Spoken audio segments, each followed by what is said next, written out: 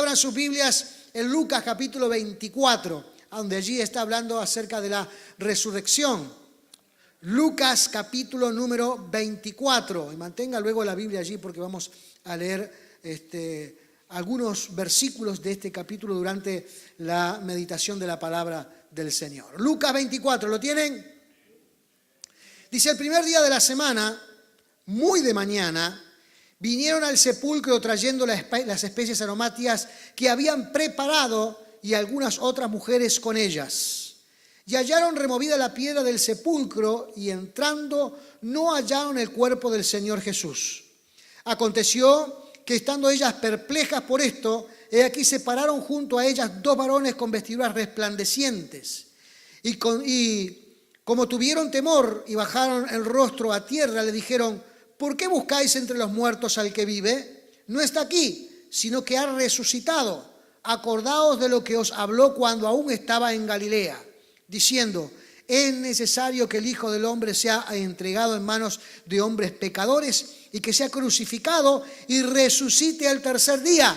Entonces ellas se acordaron de sus palabras y volviendo del sepulcro dieron nuevas de todas estas cosas a los 11 y a todos los demás. Eran María Magdalena y Juana y María madre de Jacobo y las demás con ellas, quienes dijeron estas cosas a los apóstoles, mas ellos le parecían locura las palabras de ellas y no las creían. Pero levantándose Pedro, corrió al sepulcro y cuando miró dentro, vio los lienzos solos y se fue a casa maravillándose de lo que había sucedido. Amén. Gloria sea el nombre de Jesús. Oremos. Señor amado, gracias te damos en esta hora, Señor.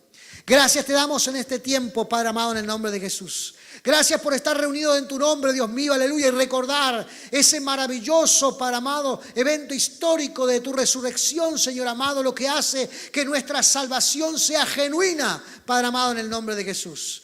Derrama de tu gracia, de tu poder, de tu bendición sobre nuestras vidas, Padre amado, en el santo, en el glorioso, en el maravilloso nombre de nuestro Señor Jesucristo. Señor, te alabamos en este día, Padre, y te exaltamos, Señor amado, en el nombre de Jesús, por cuanto tú eres digno de toda alabanza. Señor, unge mis labios, que pueda transmitir con claridad lo que tú has puesto en mi corazón y que en esta hora, Dios mío, juntos podamos ser edificados, Señor eterno, en tu santa, divina palabra, Señor eterno, en el nombre de Jesús. Gracias te damos en esta hora, Señor eterno, en el nombre de Cristo Jesús. Amén y amén. Gloria al Señor, gloria sea el nombre de Jesús. Aleluya. Hermanos, el concepto de salvación fue implantado por el mismo Señor en medio del pueblo de Israel, haciendo claro el hecho de que los hombres, amén, la humanidad necesita de un Salvador. Por eso, si usted observa los ritos o ceremonias que se realizaban en el desierto cuando levantaron el tabernáculo por primera vez, y que le da instrucciones Dios a los sacerdotes de la época de cómo debían llevar adelante, la expiación por los pecados estaba presente en esas ceremonias. Por lo menos una vez al año se expiaban los pecados del pueblo. Y había todo un rito, toda una ceremonia. Se traía un animal perfecto en la plenitud de su vida, por supuesto inocente, porque iba a pagar por los culpables, ¿verdad? Por los que tenían pecado en sus vidas, y era sacrificado y la sangre era presentada a Dios. Se traía un segundo animal y el sacerdote ponía las manos sobre la cabeza, confesando todos los pecados del pueblo. ¿Se imagina? La gente tenía que traer recetas de los pecados que cometían para que los pudiera leer en público el sacerdote. Algunos gobernantes tenían que traer las cosas que hicieron mal y todo. Y se decía públicamente con las manos puestas sobre el animal de un año, sin defecto, en la plenitud de su vida. Y era soltado ese animal al desierto para que muriera en el desierto y llevara lejos del pueblo los pecados. Esa era la presentación, digamos, de la necesidad de que deben ser expiados nuestros pecados. Pero esto era sombra de lo que iba a venir, dice la Escritura. Esto era algo que demostraba que era imperfecto, porque cada año tenía que repetirse ese rito religioso. Y no solamente por el pueblo, el sacerdote también tenía que pedir por él mismo. Tenía que pedir por sus propios pecados. Primero hacerlo él y después hacerlo por el pueblo. Y cuando la gente veía todo esto, entendían que se estaban expiando sus malas decisiones en la vida. Pero esto era sombra de lo que había de venir. Esto era sombra de lo que iba a padecer.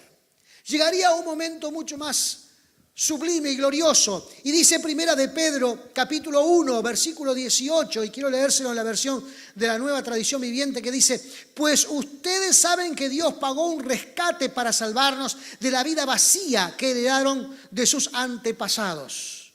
No fue pagada con oro ni plata, las cuales pierden su valor, sino que fue con la sangre preciosa de Cristo, el Cordero de Dios, haciendo mención de aquel cordero que se sacrificaba en la antigüedad, que no tiene pecado ni mancha. En esta ocasión se eleva el sacrificio de expiación dado por el Señor Jesucristo, porque también el Señor reunía todas las cualidades, estaba en la plenitud de su vida, era sin pecado. Recuerden que Cristo vivió, hermanos, toda su vida sin pecado, y que también se entregó, elevando, hermanos, este modelo voluntariamente a nuestro favor. Recordemos, hermanos, cuando Cristo estaba en el huerto Getsemaní, que ora al Señor y le dice: Señor, quita de mí esta copa, que no pase por este sufrimiento, pero Señor amado, te pido que no se cumpla o que no se haga mi voluntad, sino tu voluntad.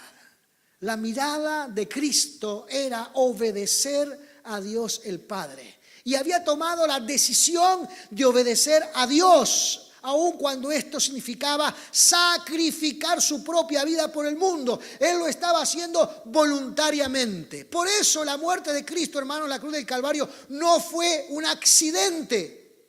Fue una decisión tomada por el mismo Señor Jesucristo. Porque algunos dicen por allí, hermanos, y hay algunas doctrinas que vuelan por allí que dicen, hermanos, que la vida de Cristo fue truncada muy tempranamente y que alguien tiene que venir a completar la obra de Jesús. Hermanos, la obra de Jesús fue consumada. Por eso cuando estaba en la cruz, allí en sus últimos segundos de vida, dijo: consumado es. En señal de que todo lo que debía de ser cumplido, se cumplió en ese momento. Cristo voluntariamente entregó su vida, amén, por los pecados de la humanidad. Ahora, ninguna de estas cosas tendría efecto duradero ni verdadero si Cristo no hubiese sido resucitado. La gran diferencia, hermano, lo hace la resurrección. Amén. Dice que vino nuevamente, hermanos, el Espíritu de Dios y vivificó el cuerpo de Cristo, resucitándolo desde las entrañas de la muerte. Cristo salió victorioso. Amén. Cristo salió vencedor, aún estando, hermanos, en las garras de la muerte. Eso hace, hermanos, que la salvación se transforme en un acto sumamente valioso y oportuno para nuestras vidas. Podemos alcanzar salvación y tenemos seguridad de que como Cristo resucitó, nuestras vidas son salvas. Amén. Ahora, en el momento de la resurrección, cuando Cristo está siendo resucitado, sus discípulos estaban moralmente desanimados, porque en su mente estaba la idea de que había fracasado el Señor Jesucristo en su labor. Si nosotros leemos el capítulo 24, en el versículo número 21, allí ellos, cuando están un grupo de discípulos caminando hacia Emaús, dice: pero nosotros esperábamos que Él era el que había de redimir a Israel, y ahora además de todo esto hoy es ya el tercer día de que esto ha acontecido. Ellos esperaban de que el Señor Jesús los redimiera, pero no de una salvación espiritual, sino que los redimiera de la opresión romana. Amén. Él pensaba que Jesucristo venía, hermanos, con la tarea de que los librara del cautiverio romano. Y allí tenían puesta su mente. Su mente la tenían puesta en el tiempo temporal aquí de la tierra. Su mente la tenían puesta en el tiempo limitado de aquí de la tierra. Y aunque hoy ha pasado mucho tiempo, hermanos, a veces los cristianos corren el riesgo de aferrarse demasiado a esta vida sin contemplar que la que viene es mucho más larga y amplia y beneficiosa. Amén. Por eso, hermanos, hay desazones en el corazón de personas a veces cuando ven a alguien partir, porque piensa que todo se ha terminado. Que no hubo esa bendición o ese regalo de Dios. Estamos pensando en tiempo limitado, estamos pensando en tiempos terrenales, estamos pensando en las limitaciones que nos ofrece esta tierra. Dios dice, hermanos, que nuestra mente debe estar enfocada en lo espiritual. Amén, en lo eterno. Amén. Cambiamos de estado cuando partimos de esta tierra y todo lo vamos a hacer en algún momento de nuestra vida, pero nuestra existencia continuará en el reino de los cielos, en la presencia del Dios soberano. Amén. Y cuando estamos pensando aquí, si tenemos que lograr lo mejor que podamos, tenemos que vivir lo mejor que podamos, tenemos que alcanzar lo mejor que podamos, sin apartarnos del plan de Dios, para alcanzar esa bendición que Dios tiene preparado para todos los que le aman. Entonces, el objetivo no es un objetivo terrenal, es espiritual. Pero los discípulos estaban pensando, ahora el Señor va a venir y le va a quitar a Poncio Pilato su reinado aquí y nos va a liberar y Jerusalén será liberada y tendremos libertad de culto y tendremos libertad de cosas y guiaremos nuestra vida. Así estaban pensando. Por eso cuando llegaron unas mujeres que venían del sepulcro, que también ellas tenían una idea terrenal en su mente. Porque ¿qué iban a hacer al sepulcro? ¿Qué fueron a hacer al sepulcro? Fueron a ungir el cuerpo con especies aromáticas. Se ve que la prontitud del entierro no les permitió preparar el cuerpo adecuadamente, según la cultura, las costumbres, según los rituales. Y entonces esperaron a que pasara el día de descanso para ir bien tempranito en la mañana y hacer esa tarea, porque su mente también estaba pensando en lo terrenal. Este hombre murió y todo se acabó. Cristo desfalleció y todo se terminó. Fue lindo la época que vivimos cuando estábamos en Galilea y disfrutamos de su compañía y veíamos sus milagros, pero nunca nadie pudo entender, o mejor dicho, este grupo de personas no pudo entender la visión espiritual que Dios estaba plantando en ellos. Seguían atados, seguían aferrados a la tierra. Amén. Hermanos, es tiempo de que nosotros también analicemos esa cuestión en nuestra vida. ¿Estamos demasiado aferrados a esta tierra? ¿Estamos demasiado aferrados a las costumbres que nos rodean? ¿Estamos demasiado aferrados, hermanos, a nuestra existencia aquí? Hay que analizarse, uno mismo tiene que analizarse, ¿verdad? Uno mismo tiene que mirar un poquito la cosa, porque esta tierra, hermanos, nos da una pequeña existencia tan insignificante comparada con la eternidad que Cristo nos ofrece. Amén. Entonces nosotros tenemos que tener esa visión espiritual de la cual Dios nos está revelando aquí. Cristo resucitó y todos nosotros llegará el día también donde resucitaremos e iremos a la presencia de Dios. Tal cual cumplió la primera promesa el Señor Jesús que resucitaría, también cumplirá las siguientes, donde nos hará resucitar a todos e iremos a la presencia de Dios.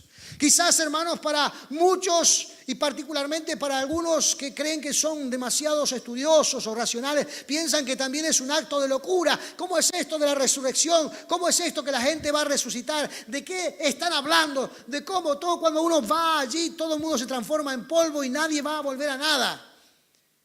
Este pensamiento no es nuevo. Este pensamiento también es muy antiguo. La gente tiene la tendencia de no creer en lo espiritual. Fíjese que los apóstoles que estuvieron 3 años al lado de Jesús, que vieron milagros. Amén. Que vieron cuando levantó a algunos muertos, como por ejemplo a Lázaro, al hijo de la viuda de Naín, levantó muertos.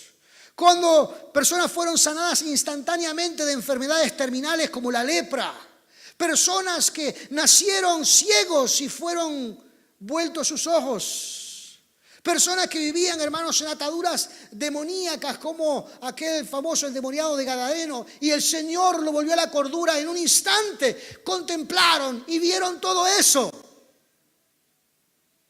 Pero cuando las mujeres llegaron y le dijeron: mire que vimos la piedra abierta, ya los lienzos están allí, no hay ningún cuerpo en ese lugar, y vimos dos seres celestiales que nos dicen que Cristo ha resucitado. ¿Sabe lo que le contestan ellos? Versículo número 11 del capítulo 24. Dice: mas a ellos les parecía locura las palabras de ellas y no le creían. Capaz que usted alguna vez comentó alguna cosa espiritual y alguna persona dijo que estaba loca o loco. Capaz que usted mismo en algún momento, cuando alguien le habló del Señor, usted también le dijo: mira, eso suena medio loco, eso suena medio irracional, eso suena medio de otro planeta. Porque, hermanos, el sentido común del ser humano en estas cosas no funciona. Le parece algo disparatado, algo fuera de lugar, algo que no se puede concebir. En términos naturales, por supuesto que no se puede concebir, pero aquí Dios está diciendo: debemos mirar con ojos espirituales. ¿Es que lo espiritual está divorciado de lo natural? Por supuesto que no, porque tanto lo natural como lo espiritual ha sido creado por el mismo Dios.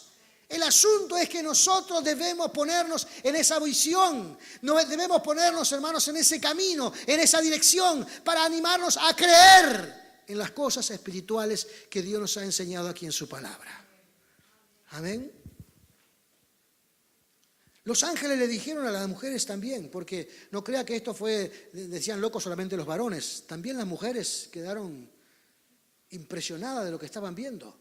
Y en el versículo número 6 y 7 dice: no está aquí, sino que ha resucitado. Acordaos de lo que os habló cuando aún estaban en Galilea, diciendo: es necesario que el Hijo del Hombre sea entregado en manos de los hombres pecadores y que sea crucificado y resucite al tercer día. O sea que Jesús ya le había hablado de estas cosas. Amén. Cuando en los comienzos ministeriales, cuando estaban en Galilea, se hace referencia a esos comienzos, cuando comenzó a juntar a sus discípulos y a hablarles y a experimentar los milagros y a ver las cosas que Jesús hacía. Jesús comenzó a revelarle, hermano, lo que pasaría en el futuro. Comenzó a revelarle cuál sería su destino aquí en esta tierra. Comenzó a revelarle cuáles serían los propósitos de Dios. Propósitos que encuadraban en una visión de Dios, una visión espiritual, en un propósito divino, que no tenía que ver con lo que el hombre está creando aquí en esta tierra, sino con lo que Dios está ideando para el hombre de esta tierra. Y ellos recordaron, eso nos dijo, que iba a ser sacrificado, que iba a morir e iba a resucitar al tercer día. Amén. Ahora esta gente no podía creer lo que estaba experimentando. Tenían en su corazón, hermanos, tan grande el hecho de que esas ambiciones de liberación, de gobierno que necesitaban, de alguna manera lo habían cegado tanto que no podían pensar en lo espiritual. Ellos querían ver a un Cristo que los librara del azote romano, que ya no hubieran más muertes ni sacrificios, que ya no hubiera más opresión ni pago de impuestos. Querían verse liberados. Y su visión estaba enfocada a esto. Ahora, con el hecho de que Cristo había muerto, todas esas esperanzas se habían esfumado. Porque tenía en su cabeza puesta en lo terrenal. Amén. El pasaje que leyó mi esposa decía que debemos ocuparnos de las cosas de arriba. ¿Por qué? ¿Cuáles son? ¿Qué características tienen las cosas de arriba? Son eternas. Ahora, no significa esto, hermano, que usted deba pasar con la cabeza en otro planeta. No significa que usted deba olvidarse de todo lo que aquí, como en algunas épocas donde la gente pensaba de que Cristo ya venía y entonces vendían todo lo que tenían, vivían en un estado prácticamente de vagancia continua porque Cristo viene. No es eso lo que está hablando. Está hablando, hermanos, que nuestra motivación en esta vida tiene un origen en nuestra salvación con Cristo Jesús. Y que ahora nuestra labor, más allá de nuestras actividades cotidianas, es llevar adelante este evangelio a toda criatura para que también puedan gozar, hermanos, de este sentir de salvación. Y podamos darle vida a quien hoy no la tienen. Porque este es un tema muy importante también, hermanos. La vida comienza cuando recibimos a Cristo resucitado. Amén. Antes de esto, lo que estamos es existiendo. Existimos porque llegamos a esta vida. Existimos porque respiramos. Existimos porque hacemos nuestras actividades. Pero la verdadera vida viene cuando Cristo llena nuestro corazón. Cuando nosotros decidimos seguir a Cristo Jesús. Y ya nos damos cuenta de cuando seguimos a Cristo, hermanos, nuestro mundo no se limita aquí a lo terrenal, sino que ahora nuestro mundo se expande mucho más allá de lo natural. Ahora vamos hacia lo espiritual, hacia las promesas de Cristo, hacia las promesas del Señor. Por eso los ángeles dicen, deben acordarse las enseñanzas de Jesús. Cuando Él les decía que llegaría el día donde debía de padecer y morir, pero que no se preocuparan porque el tercer día resucitaría. Amén. Hoy día, hermano, la promesa para la iglesia es otra. La promesa para la iglesia hoy día es que debemos transitar este camino, hablar de Cristo, porque llegará el día en que nuestra vida será redimida para siempre. Amén, como iglesia del Señor. Y aunque quizás hoy o en algunas épocas el hablar del Señor o el hablar de las iglesias no sea un tema agradable para muchos, no quita la verdad. No quita la verdad de que como Cristo cumplió sus primeras promesas, también cumplirá estas nuevas promesas. Amén. Dios se glorificará en nuestra vida. En tercer lugar, Jesús resucitado se le aparece a unos discípulos que iban camino a Emaús. Emaús quedaba a unos 11 kilómetros a Jerusalén. E iban caminando a ese lugar, porque ya en Jerusalén no tenían nada más que hacer. Porque sus esperanzas se habían esfumado en Jerusalén.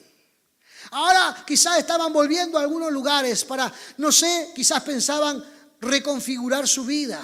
O quizás pensaban comenzar a hacer algunas otras cosas. Jesús se les aparece en camino a Emaús. Está del versículo 13 en adelante. Dice así: he aquí, dos de ellos iban al mismo día a una aldea llamada Emaús, que estaba a 60 estadios de Jerusalén. Iban hablando entre sí de todas aquellas cosas que habían acontecido. Y sucedió que mientras hablaban y discutían entre sí, Jesús mismo se acercó y caminaba con ellos. Versículo 16 dice: mas los ojos de ellos estaban velados para que no le conociesen. Amén. Ahí debe haber como que había una intención de alguien más para taparle los ojos, pero en realidad sus ojos estaban cegados porque la incredulidad estaba controlando ahora su existencia. Pensaban en aquel momento donde serían liberados de la mano opresora. Nunca pensaron que donde realmente estaban oprimidos era en sus corazones. Ellos pensaban que estaban oprimidos en el territorio, en la ciudad, cuando tenían que ir a pagar los impuestos. Ahí ellos experimentaban la opresión. Nunca imaginaron que su opresión estaba en sus corazones. Porque déjenme decir, hermanos, que la verdadera libertad se experimenta no cuando andamos libremente por la calle. La verdadera libertad se experimenta, hermanos, cuando nuestros corazones son libres de prejuicios y de temores. Amén. Y es bueno, hermano, también en épocas como esta, donde uno comienza a pensar en la obra redentora de Cristo, si realmente nuestros corazones están siendo libres de opresiones y temores. Si estamos gozando de esa libertad o estamos caminando en dirección de alcanzar esa libertad. Porque no todas las cosas son espontáneas, ¿verdad? Hay algunos procesos en nuestra vida que se tienen que originar para encontrarnos con esa verdadera libertad. Pero es muy importante comenzar a pensar o a vivir en nuestra vida analizando si realmente nuestros corazones están experimentando la libertad de la que Cristo nos habla. ¿O acaso estamos en una especie de tontera humanitaria? Porque eso es lo que le dice Jesús a estos hombres. Versículo número 25, después de una charla allí que tienen con ellos y que ellos no reconocen a Jesús. No era que Jesús había cambiado su apariencia. No era que Jesús ahora estaba más rubio y más celeste sus ojos. No era que Jesús traía ahora alguna vestimenta real, de lujo, no era que se había maquillado para ir a algún lugar y que lo vieran diferente. Era el mismo Jesús de siempre. Pero estas personas tenían sus ojos velados. Miraban, pero no veían. Podían contemplar la apariencia de Jesús, pero no lo reconocían. Estaban con su mente en lo que había pasado hacía 3 días atrás. 3 días el maestro ha muerto. 3 días que el maestro ya no está con nosotros. 3 días que nuestra esperanza se esfumó.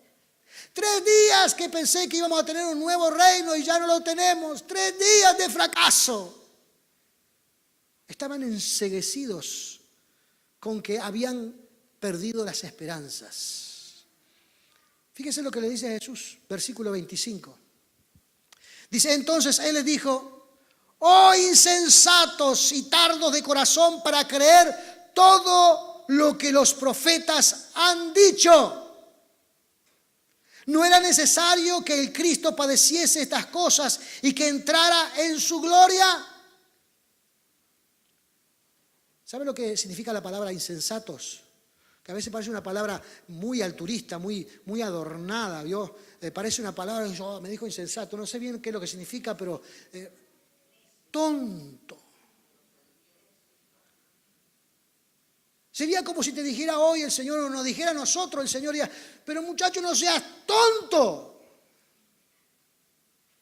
¿Cómo no puedes creer en lo que los profetas te han dicho durante tanto tiempo? Y tantas veces leíste sobre estas promesas. Y tantas veces estudiaste estas promesas en el libro de la ley. Tantas veces escuchaste interpretaciones de estas promesas. Y ahora cuando se están cumpliendo, ¿no las entiendes? No seas tonto, muchacho. ¿Qué te pasa? Salí de esa tontera. Se te llenó de telaraña el cerebro. Ya no estás coordinando bien.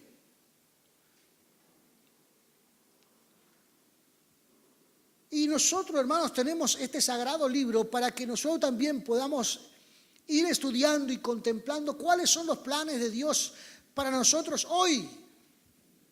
¿Y qué es lo que Dios quiere para nosotros hoy? Y lo estudiamos, y lo interpretamos, y lo enseñamos y lo predicamos para que nuestra esperanza crezca en nuestros corazones y podamos ver lo que Dios quiere mostrarnos, hermanos, acerca de nuestra vida. Que miremos con ojos espirituales nuestra existencia aquí en esta tierra. Y no con ojos terrenales, o no con ojos materiales, o no con ojos de aquí de este tiempo, sino que miremos con ojos espirituales. Y eso amerita, hermanos, entrar en el propósito de Dios. El tono aquí del Señor, hermanos, parece ser un tono de alguien que está retándolos, ¿o no? No, a mí no me reta nadie, porque ¿cómo me van a estar retando a mí?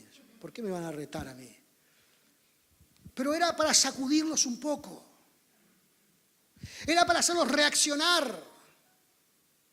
Es para que comenzaran a juntar las profecías que están en las Sagradas Escrituras y también lo que él le había dicho en ese momento acerca de la existencia de él mismo, y comenzaron a hibanar este plan divino que Dios hace mucho tiempo que les está dando, y que hoy día que están pasando algunos eventos trascendentes en sus vidas, algunos eventos extraordinarios, lo puedan unir a lo que Dios prometió en la antigüedad, y que ya no tienen necesidad de pensar en aquel templo, ni tienen que pensar ya en aquellos rituales de aquel tiempo, que ahora el mundo espiritual solamente se va a regir por únicamente 2 mandamientos. Dice, ¿cómo que 2 mandamientos? Los judíos tenían 600 y tantos mandamientos. Arrancaron con 10. ¿Se acuerda cuando Dios le dio el decálogo, los 10 mandamientos? Arrancaron con 10. Después de varios siglos, de varios milenios, lo fueron haciendo, porque la gente tiene esta cuestión, ¿verdad? Que cuando vemos que alguien está errando, le fabricamos un reglamento. Y usted no puede hacer esto. Usted no puede hacer lo otro. Entonces vamos agregando cosas para que la gente no, porque para que no piensen, ya está escrito, no puede hacer esto, no puede hacer lo otro, no puede hacer aquello. Eso no es libertad. Por eso la gente hoy día que quiere controlar a los pueblos le ponen leyes y leyes y leyes y leyes, y después le fabrican una ley que dice, bueno, si usted llegó aquí y no sabe o no leyó la ley que le correspondía leer, usted entonces está... Me acuerdo una vez que me robaron un auto y dije al fin de cabo, bueno, si me robaron el auto, al fin de cabo el seguro me lo va a pagar. Pasaría un mes que otro sin auto, pero me lo va a pagar. A los 15, 20 días me llega una carta y dice, usted no entra en el tema de que le van a devolver la plata. Entonces, ¿cómo que no me van a devolver? Hace como 14 años que estoy pagando el seguro y ahora no. ¿Qué es esta cuestión? Entonces, me muestran una ley que no se entendía, yo no la entendía ni porque no sé nada me mostraron acá dice una cosa que usted dice, manifestó reticencia en no sé qué cosa aquí, entonces no le vamos a pagar el auto. Pero ¿y cuándo me dijo usted que era esta cuestión? ¿Y qué significa esa palabra? No sé, usted tiene obligación de saber cuáles son las leyes de nuestro país. Porque le fabrican las leyes y le fabrican la trampa después, ¿verdad? Porque los pueblos necesitan ser controlados, pero Dios, hermanos, no quiere controlar a nadie. Dios quiere que nosotros seamos libres y que seamos pensantes. Entonces Dios, en su infinita misericordia, nos reduce todo el compendio que está aquí en esta palabra en 2 mandamientos. O sea que pasamos de 10 a 600 y pico, y luego el Señor Jesús lo transforma en 2. ¿Sabe cuáles son esos 2 mandamientos? Amarás al Señor tu Dios con todas tus fuerzas, con toda tu mente y con todo tu ser, y a tu prójimo como a ti mismo. Este es el resumen de toda la ley y los profetas. Amén. 2. Solamente 2. Por eso el Señor, hermanos, en su infinita misericordia, en ese gran amor con que nos ha amado, dice aquí, hermanos, que el Señor vuelve a explicarle las verdades espirituales a estos 2 cabezas duras. Porque si fuera nuestro día diríamos, no, vamos a hacer una reunión para hablarle a todos al mismo tiempo y a una vez. No, el Señor se tomó el tiempo solamente con 2 de todos ellos. Con 2. Porque también, hermanos, Dios quiere tomarse el tiempo con usted. Dios quiere tomarse el tiempo con usted. Dios quiere tomarse el tiempo conmigo. Amén. Y quiere, hermanos, que la testa dura se vaya ablandando. Entonces dice en el versículo 27, dice, comenzando desde Moisés y siguiendo por todos los profetas, les declaraba en todas las escrituras lo que de él se decía. ¿Se imagina? Jesús se encuentra con estos 2 hombres que tenían una visión totalmente equivocada de lo que Dios había planificado para el mundo, que seguían pensando en lo terrenal, que seguían teniendo su mirada en la liberación de los pueblos, y no entendían que donde realmente estaban presos eran en su corazón y en su mente. Entonces Jesús se toma el tiempo de darle, hermanos, un sermón que no sé cuánto duró, pero se arrancó en Génesis y terminó en los profetas menores. Estamos hablando de más de la mitad de la Biblia. Amén. Si se tomó el tiempo para hacer recordar todas esas verdades, ese sermón, hermanos, no fue corto. Debe haber sido largo. Pero lo interesante también, hermanos, que fue solamente para 2 personas que estaban equivocadas en su visión espiritual. Solamente para 2. Amén. Algunos a veces decimos, y yo creo que en algunas épocas a veces también nos hemos equivocado en algún momento. A veces vienen 2 al culto y dicen, mejor hacemos una mateada, porque 2 al culto, ¿qué vamos a hacer con 2 en el culto? O viene alguien a hablar con nosotros por algún problema y alguna circunstancia y son 2 o 1 a veces y pero mejor hago un estudio bíblico sobre este tema y se lo comparto a toda la iglesia y ya que está ahí también lo reciba. Jesús se toma el tiempo de hablar en forma personal. ¿Sabe por qué? Jesús, hermanos, se interesa por nosotros. Cristo, hermanos, se interesa por nuestra vida. No solamente, hermanos, por la iglesia, por su obra gloriosa y maravillosa, hermanos, que está diseminada por el mundo entero, por congregaciones multitudinarias o congregaciones pequeñas, hermanos, sino que el Señor se interesa por las personas. Cristo, hermanos, se interesa por usted y por mí. Amén. Y si en alguna situación estamos errados, el Señor quiere darnos esa visión espiritual. Hoy día, hermanos, quien representa a el Señor Jesús en la tierra es el Espíritu Santo y los líderes que llevan la interpretación de la palabra. Amén. Pero dice la Escritura que todos somos capaces de escudriñar la palabra del Señor. Y que hay 2 grandes mandamientos a cumplir solamente: amar a Dios y amar al prójimo.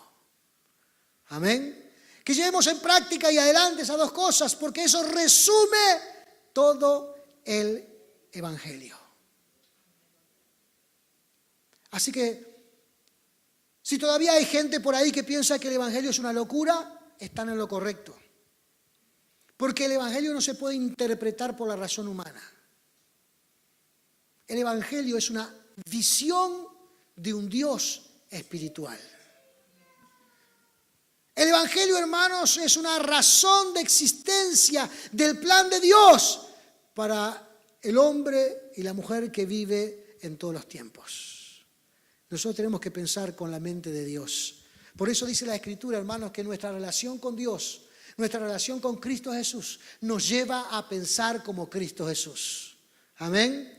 Dice allí que hay una meta que debemos cultivar en nuestra vida, es que la mente de Cristo se genere en nuestra propia mente. Que podamos ver con los ojos de Jesús, que podamos pensar con la mente de Cristo, que podamos ver el mundo espiritual y contemplarlo con ese plan divino que Dios ha ideado para nosotros. Por eso, hermanos, hoy día, domingo de resurrección, se vuelve todo mucho más valioso, porque todo lo que Cristo prometió se terminó cumpliendo.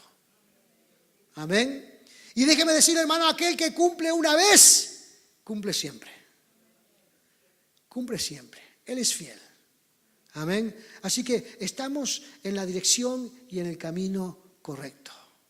Amén. En la dirección, en el camino correcto. Aleluya.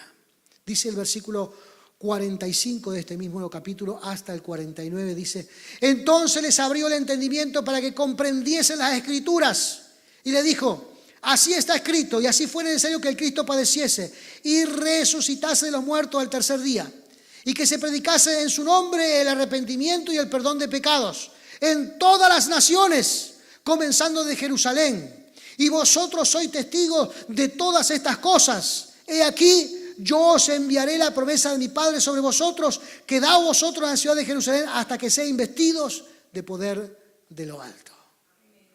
Amén. Allí está lo que Dios espera de nosotros. Amén. Lo que Dios quiere de nosotros, que se predique este evangelio por todo el mundo. Amén.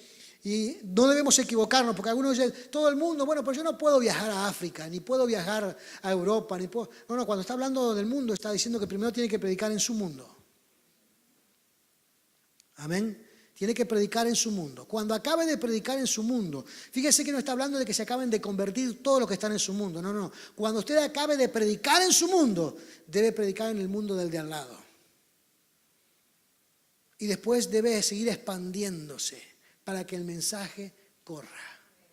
Amén. Y la gente sea liberada por la gracia y por el poder de Cristo. A algunos le parecerá locura, otros abrazarán la fe. Pero gloria sea el nombre de Jesús por aquellos que abrazan la fe. Porque de esta forma, hermanos, es que se puebla el reino de los cielos. Póngase de pie en esta hora. Aleluya. Gloria sea el nombre de Jesús. Gloria sea el nombre de Jesús. Señor, te alabamos. Alabe al Señor, hermanos, en este día. Aleluya. Manifieste agradecimiento al Dios de los cielos. Reconozca al Dios Todopoderoso, aquel que tiene paciencia con usted, aquel que tiene paciencia conmigo, aleluya, aquel que ha sido paciente en todas las etapas de nuestra vida.